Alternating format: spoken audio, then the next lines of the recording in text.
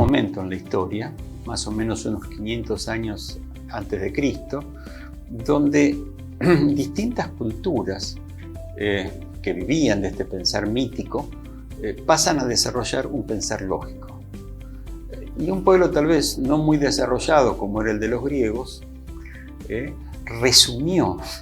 tomó en sí todos estos conocimientos universales y trató de darle una nueva interpretación.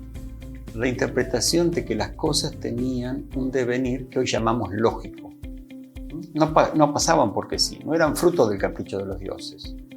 Pasaban porque de alguna manera transgredíamos ciertas normas o se transgredían ciertas normas que regían a la naturaleza y por eso aparecían las enfermedades. Hipócrates era un médico griego que se dice resumió todo el concepto médico que existía en esa época, que habían desarrollado la gente de los asirios y caldeos, los egipcios, los chinos, los indios.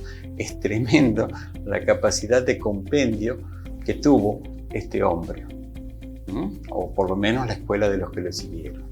Y todo eso se restableció en una cosa que se llama Corpus Hippocraticus. El Corpus Hippocrático fue su obra maestra, donde resumía todo lo que se sabía de medicina. Y ahí se cambió el paradigma. ¿Qué se dijo? Que el organismo estaba constituido por 4 líquidos.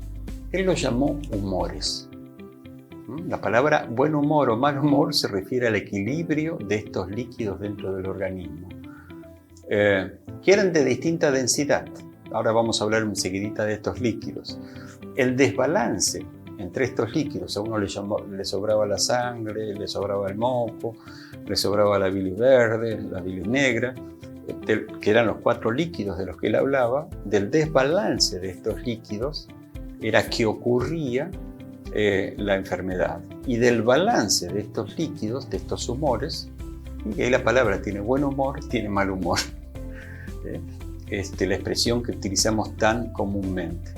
Si ustedes se fijan, es casi un resumen de la composición de los 3 elementos que mencionan los hindúes o los 5 elementos que mencionan los chinos, que ahora por el conocimiento popular eso se llama mucho más.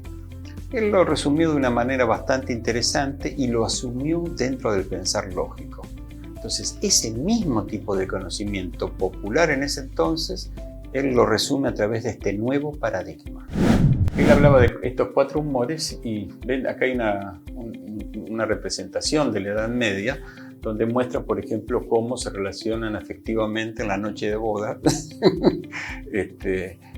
un matrimonio. Fíjense lo que él llamaba el sanguíneo, el sanguíneo sería el melancólico, que trata como de enamorar constantemente, el colérico, que dice acá el que manda soy yo. Se establece toda esta violencia de género y todo. Podría ser a la inversa también, pero bueno. Entonces para esta gente le predominaba mucho la bilis verde. El melancólico le predominaba mucho más la bilis negra. El sanguíneo era la persona que sabe bailar, que sabe entrar bien y qué sé yo. Y bueno, y el flemático es tan aburrido que se dedica a dormir mientras la esposa espera. De alguna manera estos 4 temperamentos se reflejaban en las tendencias a distintas enfermedades. Para tener ciertas enfermedades había que tener cierto equilibrio o desequilibrio de esos humores. Por eso la sangría era una práctica habitual, porque había que sacar el exceso de sangre, o hacer vomitar a una persona, o dar enemas. Estábamos equilibrando los líquidos, los emuntorios que daban ese equilibrio. Entonces, las terapias hipocráticas eran tanto lo que ingresaba al organismo, que iba a ayudar a formar más sangre o más bilis, y lo que salía del organismo, las sangrías, las enemas,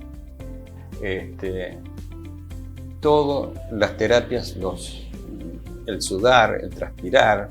Entonces, todos los remedios que se daban eran para equilibrar ese tipo de humores que estaba en desequilibrio.